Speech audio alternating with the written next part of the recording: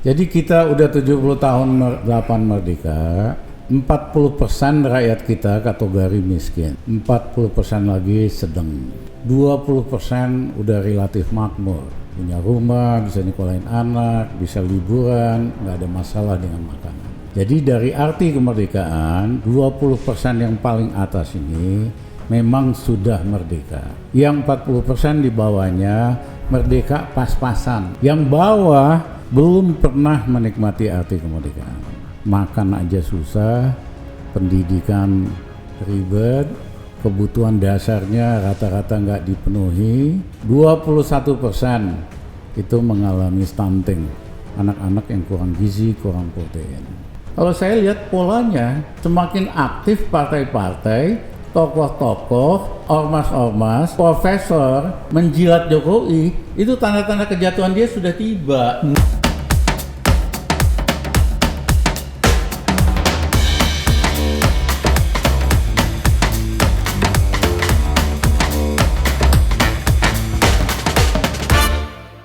Assalamualaikum warahmatullahi wabarakatuh. Sobat Freedom Talk, berjumpa kembali bersama saya Cahya Gunawan.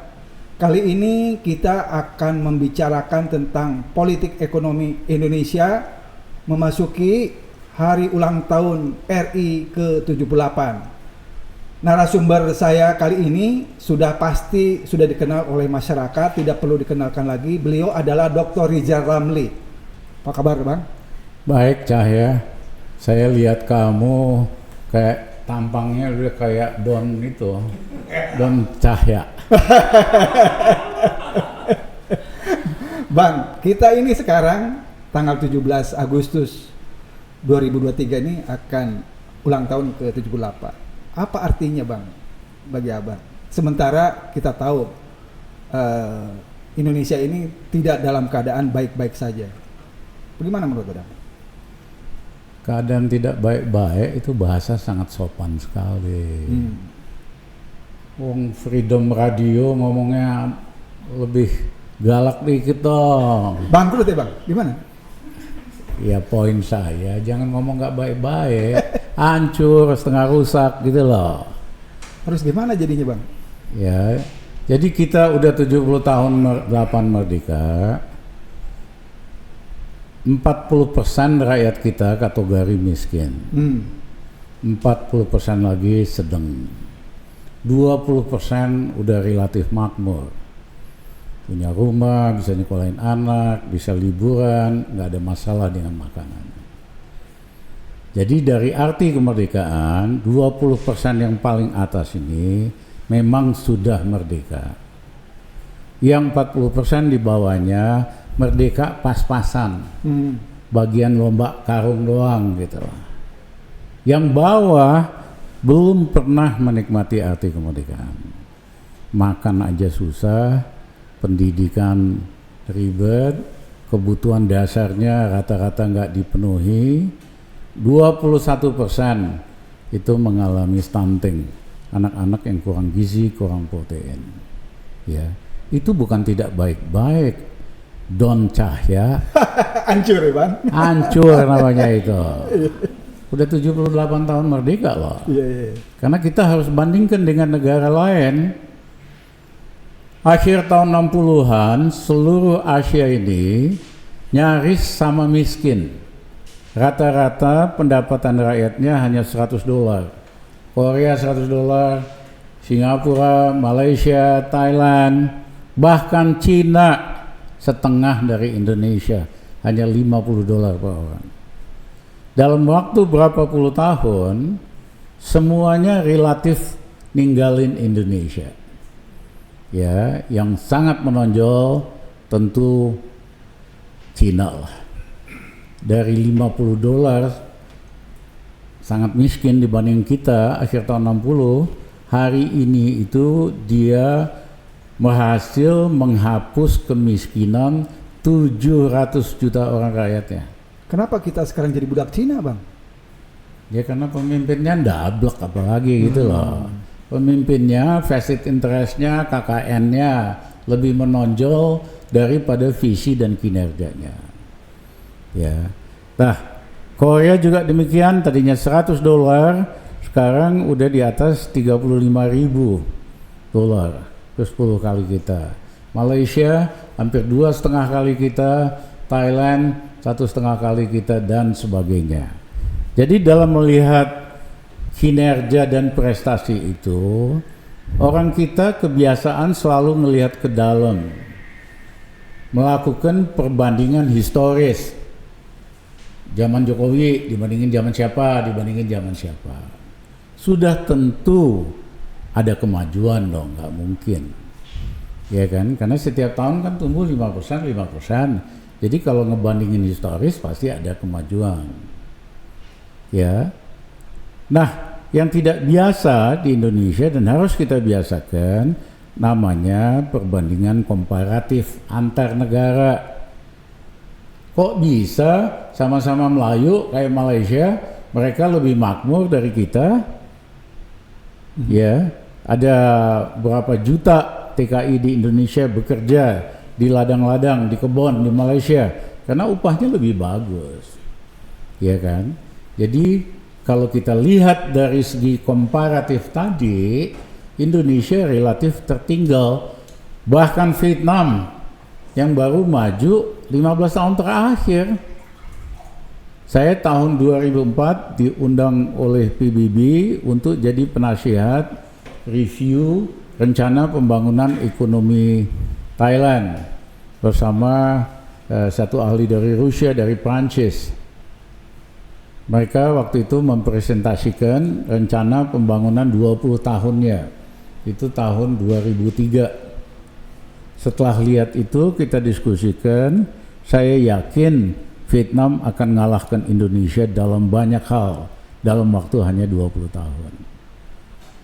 Ternyata betul, kualitas makanan kesehatan di Vietnam bagus, gizi, stuntingnya lebih rendah. Yang kedua, pendidikannya SD SMP nomor 8 paling baik di dunia, Indonesia nomor 62 dan seterusnya dan seterusnya. Ekspornya handphone yang dipakai ini semua kebanyakan buatan Vietnam, elektronik dan sebagainya. Ya, jadi kalau kita melakukan perbandingan komparatif, baru tahu kita bahwa Indonesia itu ketinggalan. Nah, kenapa? Tentu pertanyaan berikutnya. Satu, karena model pembangunan ekonominya model berlandaskan hutang. Tidak ada negara di dunia yang strategi pembangunannya berlandaskan hutang bisa tumbuh 6% per tahun. Latin Amerika nggak pernah, Asia juga nggak. Negara-negara yang bisa tumbuh double digit, mengejar ketinggalannya dari barat kayak Jepang, Cina, Korea, tidak mengandalkan pembangunan berdasarkan hutang, tapi mengandalkan pembangunan berdasarkan strategi dan policy, strategi dan kebijakan. Karena kalau kita ngandalin hutang, begitu seperti hari ini, kita harus bayar pokok sama bunga pinjaman, pokoknya 1 tahun 400 triliun, bunganya 380 triliun, harus bayar 780 triliun untuk nyicil utang doang. Itu sepertiga dari APBN. Itu lebih besar dari seluruh gaji pegawai negeri, ABRI, lebih besar dari biaya pendidikan. Anggaran nomor 1 di APBN Jokowi adalah bayar cicilan pokok dan hutang. Dan bagaimana caranya? Disedotlah uang dari masyarakat dengan menerbitkan surat utang SUN, supaya rakyat, masyarakat, orang kaya mau beli SUN, bunganya dinaikkan 6,5%. Kalau Don Cahya naruh uang di bank, bunganya cuma 2%. Akibatnya rame-rame yang punya uang bank, kelebihan uang dibeliin SUN. Akibatnya uang yang beredar di rakyat itu sedikit sekali. Bahkan tahun 2021 negatif. Artinya uang yang beredar itu disedot. Itulah kenapa rakyat di bawah miskin sekali. Itulah mengapa bukan hanya karena COVID, hari ini COVID selesai, di bawah tetap nggak ada uang. Nah, karena tadinya kalau uang itu di masyarakat, dia kan jadi consumption, multipliernya gede. Karena disedot pemerintah jadi G, akibatnya pertumbuhan ekonomi jadi direm, nggak mungkin bisa tinggi, ya maksimum 6%. Jadi strategi pembangunan ekonomi yang mengandalkan hutang pada dasarnya ada rem otomatis, yaitu begitu ketinggian, current account defisitnya besar, harus dikurangi, cicilannya terlalu besar, rem gitu loh. Nah ini kebanyakan pejabat nggak ngerti prinsip dasar ini, karena pejabat di sekitar Jokowi hari ini kebanyakan pedagang. Dia ikut bermain juga. Ya bukan hanya ikut bermain, dia nggak ngerti masalah. Orang dagang kan yang penting untung, dia nggak ngerti impak ekonominya terhadap rakyat, terhadap sektor dan lain-lain. Selain pada main gitu loh, ya kan? Nah jadi inilah kenapa kabinet hari ini paling parah dibandingkan sejak zaman Pak Harto. Zaman Pak Harto menterinya jago-jago, Profesor Wijoyo, lain-lain, ya kan? Yang ngerti masalah dan nggak main, nggak vested interest. Orang kayak Emil Salim kan nggak main, dan lain-lain. Zaman saya kita kan nggak main, ya. Tapi setelah itu diisi dengan pedagang, ya bukan industrialis. Kalau industrialis jago. Ya pedagang tuh kan cuman soal nyari untung. Untung untuk sakunya sendiri atau untung buat sakunya sendiri dong. Iya kan? Iya. Si Don ini kok nggak ngerti Indonesia, masih ngajuin pertanyaan. Jadi, kayak gitu. Bang, gimana nih jalan keluar untuk mengatasi kehancuran ini? Pakai instrumen politik atau instrumen ekonomi, Bang? Jangan pakai istilah instrumen. Pakai bahasa sederhana. Apa tuh, Bang? Satu, Jokowi memang tidak mampu jadi presiden. Wawasannya nggak cukup, kepemimpinannya lemah, dikendalikan oleh oligarki. Yang ketiga, leadershipnya itu payah, karena menterinya main-main sendiri gitu loh. Nah, kalau kita biarkan dia terus berkuasa, atau boneka-boneka Jokowi yang berkuasa, ya Indonesia makin nyungsep, makin hancur, ya kan? Jadi untuk menghindari kehancuran yang lebih dalam, hari ini kan udah rusak nih, di segala bidang. Untuk menghentikan kehancuran itu nggak nambah gede, ya Jokowi harus diganti secepatnya. Itu satu-satunya jalan untuk menyelamatkan Indonesia. Apakah people power bisa efektif untuk menurunkan Jokowi, Bang? Aku ini nggak doyan label-label gitu. Gua kan nggak pernah, jarang pakai istilah people power. Kekuatan rakyat akan jatuhkan pemerintah yang korup dan tidak berpihak kepada rakyat. Kalau untuk people power mah yang ngerti bahasa Inggris doang, ngerti apa itu people power. Ya, Bang, kan? Kalau misalnya kekuatan rakyat. Nah, dalam sejarah Indonesia, begitu satu pemerintahan terlalu kuat, otoriter, mismanage, partai-partai pasti manut semua. Tokoh-tokoh pasti jadi penjilat. Ingat nggak menjelang kejatuhan Bung Karno? Semua partai ormas menjilat Bung Karno. Tokoh-tokoh menjilat Bung Karno. Jadi tidak bisa lagi mengandalkan perubahan itu pakai DPR, MPR, kagak ada itu. Akhirnya yang jatuhkan adalah kekuatan rakyat, terutama mahasiswa. Saya ngomong Bung Karno. Demikian juga masa terakhir Pak Harto. Maret 98 Pak Harto kepilih lagi jadi presiden. Semua partai menjilat Pak Harto, berlomba-lomba menjilatnya. Semua tokoh-tokoh, ormas-ormas, dosen-dosen, profesor ngejilat Soeharto. Padahal kondisi rakyat susah karena krisis. Akhirnya yang turun siapa? Kekuatan rakyat dan mahasiswa. Jatuh Pak Harto. Padahal bulan April 98 Kagak ada yang percaya Soeharto bakal jatuh. Hmm. Jatuh tuh dalam waktu 1 bulan. Nah hari ini juga sama. Kalau saya lihat polanya, semakin aktif partai-partai, tokoh-tokoh, ormas-ormas, profesor menjilat Jokowi, itu tanda-tanda kejatuhan dia sudah tiba. As simple as that. Ya, ya. Iya kan? Nah, siapa yang bisa melakukan perubahan itu? Nggak mungkin DPR. DPR ini kan udah jadi taman kanak-kanak. Ya.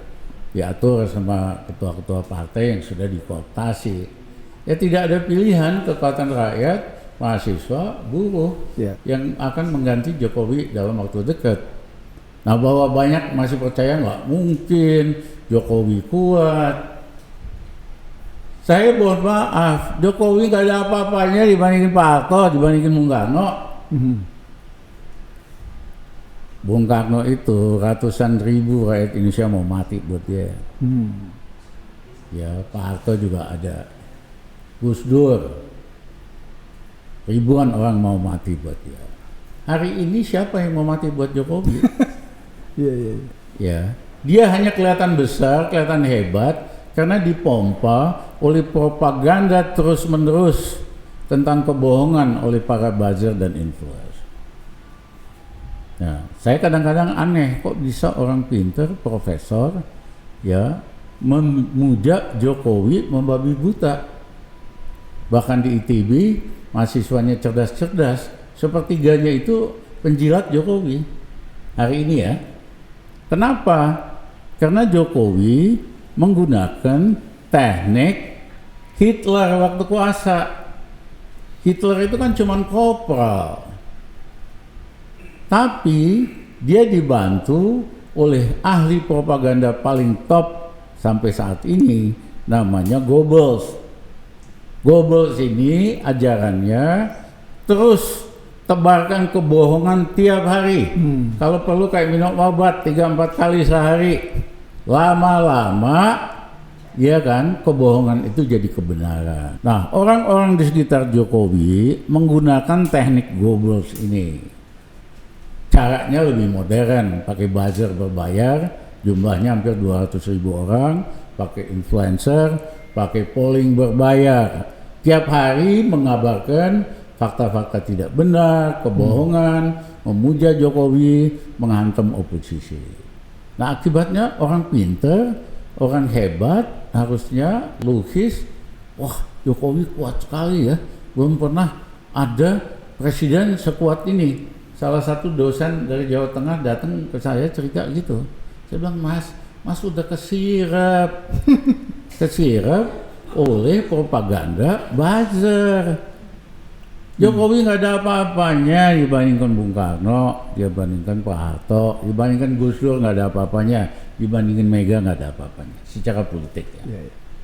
Bang, ini kan yang kondisi yang bisa membuat suatu rezim itu turun tergantung pada buruh, mahasiswa, petani. Nah, kemarin aksi 1 juta buruh sudah turun ke jalan.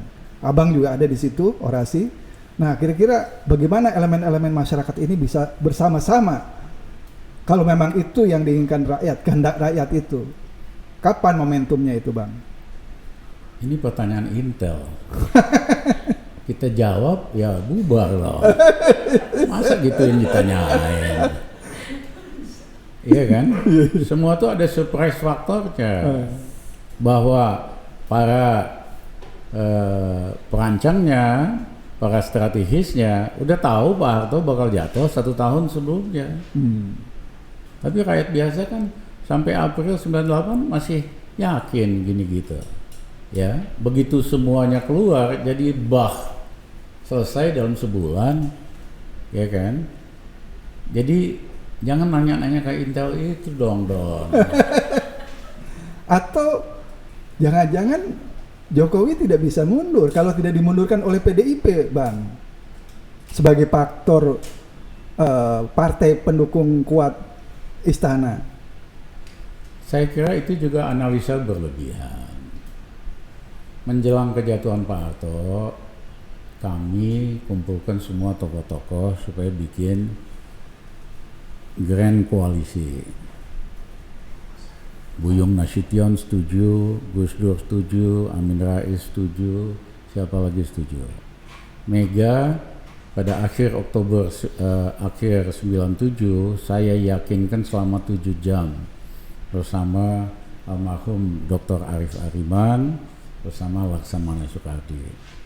Mega putuskan, Rizal, setelah saya lihat kamu udah perhitungkan semuanya, saya setuju, saya akan ikut dengan gerakan dorong perubahan, saya akan kerahkan PDIP. Tapi kemudian seminggu kemudian dia telepon saya, Mas Rizal, mohon maaf, saya putuskan untuk tidak ikut. Rupanya Mbak Mega konsultasi sama Beni Murdani, ya kan. Jadi Mbak Mega itu modelnya dia nggak akan proaktif dorong perubahan, ya kan. Tapi kalau terjadi perubahan, ya dia juga akan ikut gembira lah. Faktanya kan begitu Pak Harto jatuh, PDIP, Mbak Mega termasuk yang menarik keuntungan paling besar. Ya. Bang, ini kalau lihat percaturan partai-partai politik sekarang ini selalu berlindung di balik Jokowi. Nah, kelihatannya memang seperti Abang tadi bantah juga, kelihatannya Jokowi ini seperti kuat sekali dalam kekuasaan sekarang ini. Semua partai politik seperti Golkar, PAN, PKB seolah harus minta restu dari Jokowi gitu. Padahal dia bukan ketua partai dan baru 10 tahun. Beda dengan Soeharto yang 32 tahun. Jadi memang ada kesan dia kuat tuh, lihat fakta-faktanya seperti itu, Bang. Jadi saya mohon maaf, kalau seperti saya katakan tadi, semakin banyak yang menjilat, yang ikut arahan, itu tanda-tanda kejatuhan. Ini juga. Nah, bahwa partai-partai lemah memang sederhana kok. Saya ingat percakapan saya dengan Luhut Panjaitan pada saat dia mendorong supaya Novanto jadi ketua umum Golkar.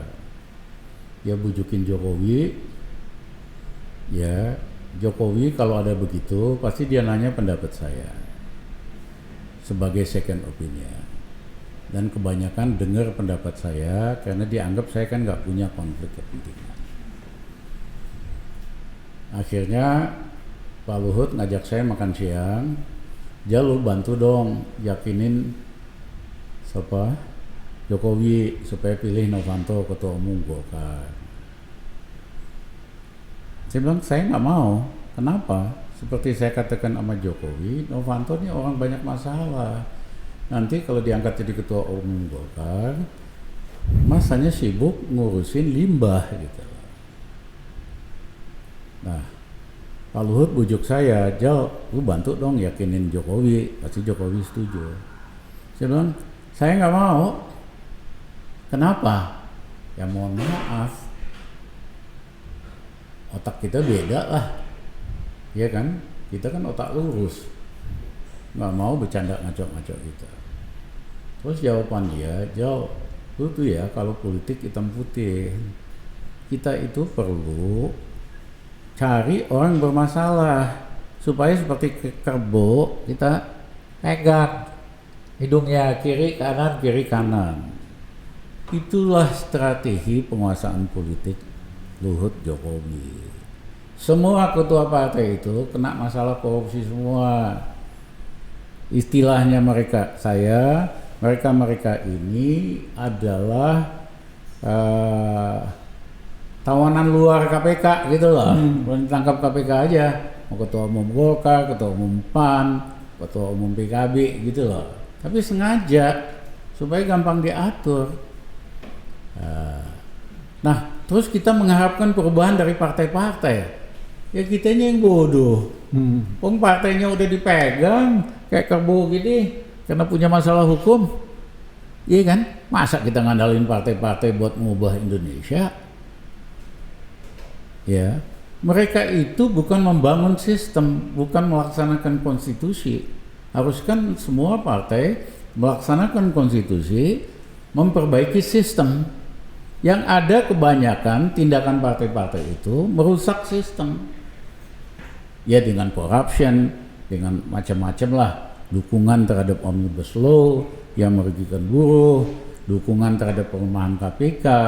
Jadi bukan membangun dan memperbaiki sistem partai-partai di Indonesia hari ini. Kebanyakan merusak sistem. Terus kita berharap, berilusi, bermimpi mereka yang memimpin perubahan. Yang benar aja loh. Nah, seperti saya katakan tadi, dalam sejarah Indonesia, setiap terjadi critical moment seperti itu, andalan perubahannya tidak ada lain, buruh, mahasiswa, petani, aktivis, ya kan? Dan apa yang terjadi belakangan ini baru exercise awal lah dari proses itu. Ya. Bang, nanti kalau di rezim pasca Jokowi, Abang diminta lagi untuk jadi presiden, wakil presiden, menteri, apa yang Abang akan lakukan mengatasi kehancuran dari sisi ekonomi ini? Baik BUMN-nya, utang yang menumpuk sampai 8.000 triliun lebih. Apa kira-kira Bang yang Abang akan lakukan? Ini pertanyaan sifatnya teknokratis. Kita jawab nanti setelah Jokowi jatuh lah. Karena kalau kita jelasin juga bingung nanti. Yang ngerti kan cuma sedikit. Tapi kan ini kehancurannya sudah luar biasa nih Bang Rizal. Apa namanya, ekspor nikel ilegal yang sampai 5 juta ton, hutang yang menumpuk. Saya nggak kebayang bagaimana cara mengatasinya. Belum lagi nanti kereta cepat akan menimbulkan masalah, belum lagi IKN. Jadi ini orang juga berpikir gimana nih nanti presiden terpilih dan para menterinya ini akan merecovery persoalan-persoalan itu semua gitu Bang. Saya cerita sedikit, pada akhir 97 saya penasihat Angkatan Bersenjata, penasihat fraksi ABRI juga. Saya ketemu Wakil Presiden Tri Sutrisno akhir 97. Saya bilang, Pak Tri, mohon maaf, dalam waktu kurang dari setahun Pak Harto bakal jatuh. Saya dibantah-bantah sama Pak Tri. Ah, nggak benar Mas Rizal. Pak Harto tuh kuat banget. Tentara di belakang dia, kalangan bisnis di belakang media di belakang dia, Amerika dukung Pak Harto. Saya jelaskan kenapa saya ambil kesimpulan gitu. Tapi Pak Tri tetap nggak percaya, bantah-bantah. Dia bilang, nggak mungkin Mas Rizal. Akhirnya saya bilang, Pak Tri sama orang seperti saya nggak usah bantah-bantah, catat aja apa yang saya perkirakan. Kalau setahun lagi nggak jadi, saya minta maaf terbuka dan saya minta maaf kepada Pak Tri. Dan ternyata apa yang kita perkirakan itu terjadi, bahkan sekuensinya pun. Sekitar 10 bulan lalu Pak Tri masih relatif sehat, saya ketemu lagi. Saya lapor, Pak Tri, saya lapor. Apa? Bentar lagi Jokowi jatuh.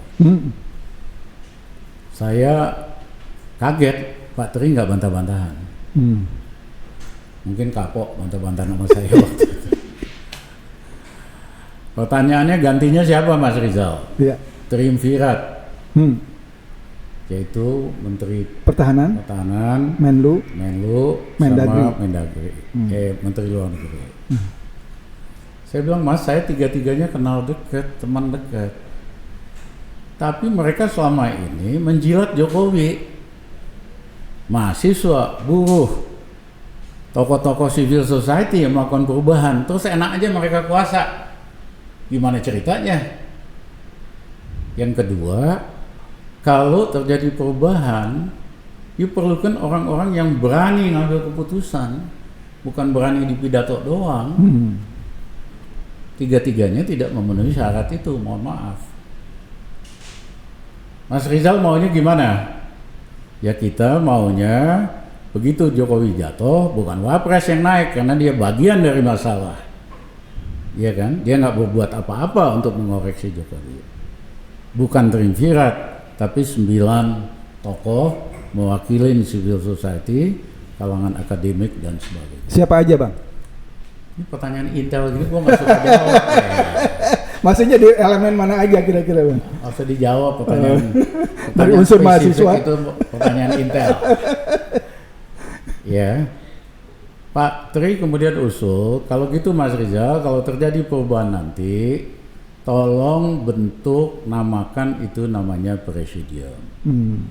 Karena waktu Bung Karno jatuh, Pak Harto nggak langsung jadi presiden. Dia bentuk presidium, ketuanya Pak Harto, wakilnya Hamengkubuwono IX dan ada Malik. Tugasnya tahun pertama cuma ngadain beras pangan doang. Tahun kedua benerin ekonomi. Baru tahun ketiga Pak Harto siap-siap jadi presiden. Wah, terima kasih Pak Tri. Kalau betul kejadian, kita akan sebut itu presiden. Sebetulnya saya nggak keberatan kalau dari 9 itu ada 3 triumvirat, saya bilang. Karena kalau voting 6 lawan 3 kalah yang 3-nya. Karena kita mau mengambil langkah-langkah berani. Ya, 1, kita akan turunkan harga BBM supaya rakyat ada uang di kantong. Kita akan turunkan tarif listrik ke tarif 3 tahun yang lalu, sehingga di kantong rakyat cicilan listriknya kurang 30% ada uang. Yang ketiga, kita akan naikkan kredit UKM yang hari ini hanya 18% dari total kredit, sisanya untuk yang besar. Porsi UKM-nya tahun pertama kita akan naikin dari 18% ke 35%. Besar sekali. Itu 40 juta UKM langsung hidup, ada uang. Nah, kalau UKM-nya hidup, rakyat punya daya beli, pasti dia belanja. Mau resesi di seluruh dunia kayak apa? Dampaknya terhadap Indonesia kecil. Yang gini-ginian Jokowi dan timnya nggak ada ilmunya, nggak cukup ilmunya ngomong begini. Ya. Nah, yang kedua, kita akan perbaiki KPK supaya mulai memeriksa pejabat-pejabat dan anak-anak pejabat. Yang ketiga, kita harus perbaiki pemilu ini. Kalau pemilu ini kan pemilu yang udah direkayasa, yang kemungkinan kecurangannya besar. Nah, dalam sejarah Indonesia hanya ada 2 pemilu yang betul-betul berhasil dan amanah. Pemilu tahun 1955, pemimpinnya amanah, rakyatnya amanah, tidak ada teknologi, tidak ada komputer, fair, adil. Yang kedua, pemilu zaman Pak Habibie, ya, 99. biayanya 99, biayanya hanya 9 triliun. Hasilnya bagus. Kenapa? 1, Pak Habibie mengangkat anggota KPU dan Bawaslu wakil dari partai-partai sehingga mereka saling intip, saling awasi. Yang kedua, ketua sama wakil ketuanya tokoh independen yang berbobot, yaitu Jenderal Rudini dan Buyung Nasution. Ya pasti bagus hasilnya. Nah, hari ini anggota KPU, Bawaslu itu sengaja dipilih dari ormas, tidak ada orang partai, supaya gampang diatur, dan memang gampang diatur. Ini kan udah banyak pelanggaran, udah ada yang mulai kampanye, bagi-bagi uang, KPU-nya diam aja, Bawaslu-nya diam aja. Jadi mereka memang tidak kredibel dan tidak mampu. Ya, jadi nanti kalau Jokowi jatuh, kita ganti KPU sama Bawaslu-nya wakil dari partai-partai supaya saling awasi. Yang kedua, ketua sama 3 wakil ketuanya tokoh-tokoh yang bobotnya tinggi dan independen. Jangan nanya lagi namanya siapa. Buat tuduh lagi lo intel. Ya, Pertanyaan kan? wartawan, Bang. Konsep dong. Thinkingnya dulu. Iya. Nah, kemudian biaya pemilu yang hari ini mereka minta 90 triliun plus biaya pengamanan 20 triliun. Dalam prakteknya biaya pengamanan itu jadi bagian dari biaya kecurangan. Ya, kebanyakan wercok lah, mengubah-ubah suara itu. Nah, itu kan suara di TPS dibawa ke kecamatan, bawa kabupaten, bawa ke provinsi, bawa nasional. Di tengah itulah kardus ini diganti, ditukar, segala macam. Nanti nggak ada sistem kayak begitu. Di TPS, 85.000 TPS, datanya langsung kita kirim ke satelit, rakyat bisa monitor lewat handphone. Iya kan? Biayanya kan bisa kita potong, nggak usah 90 triliun, 30 triliun jadi. Jadi pemilunya betul-betul lebih fair dan adil. Ngapain lu ikut-ikut jadi tim sukses pemilu yang perkacauannya lebih banyak dari benar ya gitu. Nah yang kedua, tidak ada threshold. Di undang-undang dasar kita nggak ada yang namanya threshold. Yang ada itu aturan pemenang, yaitu harus menang 51%.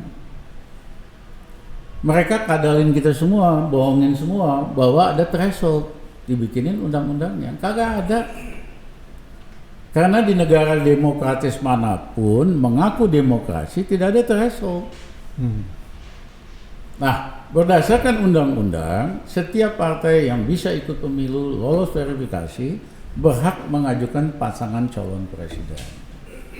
Jadi nanti calonnya bisa-bisa 17 pasang. Bagus, lebih banyak, lebih kompetitif. Sehingga tidak bisa orang modal masuk gorong-gorong bisa jadi presiden. Jadi pangeran TikTok bisa jadi presiden, nggak bisa.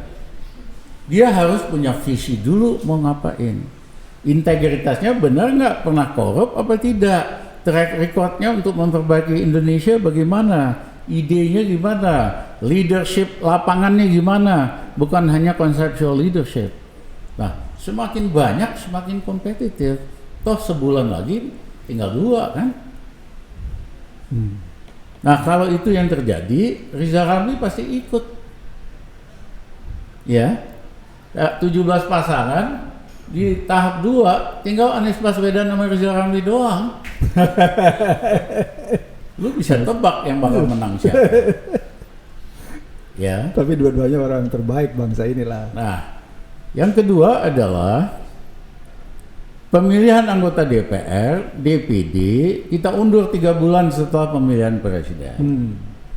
Karena di negara yang betul-betul demokrasi presidential, begitu caranya supaya presidennya kuat dulu, baru milih anggota DPR 3 bulan. Di Prancis kayak begitu, di Eropa kayak gitu. Saya terakhir waktu Perdana Menteri Lee Kuan Yew datang ke Jakarta, undang saya makan siang. Biasanya setiap kali ke Indonesia, saya diundang makan siang, makan malam. Kita diskusi lah, lama-lama. Dia waktu itu bilang, Dr. Ramli, sistem demokrasi Indonesia itu bukan demokrasi presidensial. Saya waktu itu ngotot, demokrasi presidensial. No. Kamu itu demokrasi parlementer. Karena kamu pilih anggota DPR duluan atau bersamaan dengan pemilihan presiden, itu namanya parlementer. Gua dikuliahin sama Master of Law dari Cambridge, namanya Perdana Menteri Lee Kuan Yew.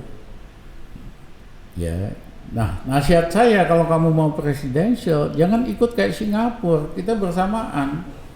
Kamu ikut seperti di Eropa atau di Amerika pemilihan presiden dulu, seperti di Prancis, ya barulah presidennya kuat sekali. 3 bulan kemudian baru pilih anggota DPR DPD. Nah rakyat itu pasti akan memilih partai biar kecil asal ada presidennya di situ, sederhana. Ya, misalnya di Prancis waktu itu ada 2 partai besar, kiri besar, kanan besar. Kuasa terlalu lama, dua-duanya lupa sama rakyat. Macron bikin partai baru, anggotanya anggota Facebook dia doang, cuma 250.000 orang. Tapi karena orang sebel sama partai besar ini kiri sama kanan, akhirnya kepilih Macron sebagai presiden. 3 bulan kemudian dilakukan pemilihan anggota DPR Prancis. Setiap orang hebat, bagus di Prancis, masuk ke partai guremnya Macron, menang dapat 75%. Nah waktu dia bikin kabinet, Dia nggak usah konsultasi sama partai-partai lain. Itulah presidential kuat gitu loh. Ini yang kita harus geser ke sana. Iya, iya. Nah, saya bilang sama Pak Tri, kita nggak perlu seperti Pak Harto, butuh waktu transisi 3 tahun. Kita cukup 6 bulan kok. Baik, Bang Rijal, terima kasih atas perbincangannya. Mudah-mudahan perbincangan kita bermanfaat dan mencerahkan masyarakat. Amin. Demikian Sobat Freedom Talk, wawancara kita dengan Bang Rijal Ramli. Semoga bermanfaat. Assalamualaikum warahmatullahi wabarakatuh.